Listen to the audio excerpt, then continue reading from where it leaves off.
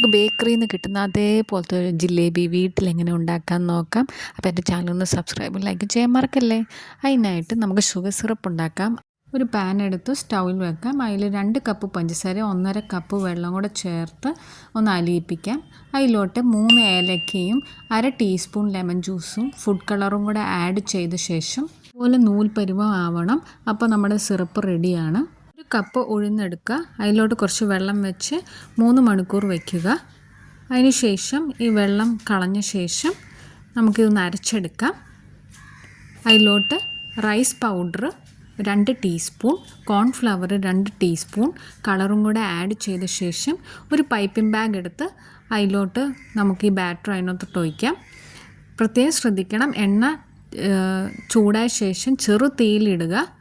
ചെറുതീയിലിട്ട ശേഷം ഇതുപോലെ ജിലേബി നമുക്കിങ്ങനെ ഉണ്ടാക്കാം. ഇനി ഒരു വശമായ ശേഷം തിരിച്ചു ഇട്ട് നമുക്കിനി ആ സിറപ്പിലോട്ട് ഇടാം. ഒരു 2-3 മിനിറ്റ് മാത്രം സിറപ്പിലിട്ടാൽ മതി. നമ്മുടെ ജിലേബി റെഡിയാണ്. ഇതുപോലത്തെ ഈസി ആയിട്ടുള്ള റെസിപ്പി വേണ്ട എൻ്റെ ചാനലൊന്ന് സബ്സ്ക്രൈബും ലൈക്കും ചെയ്യാൻ മറക്കല്ലേ.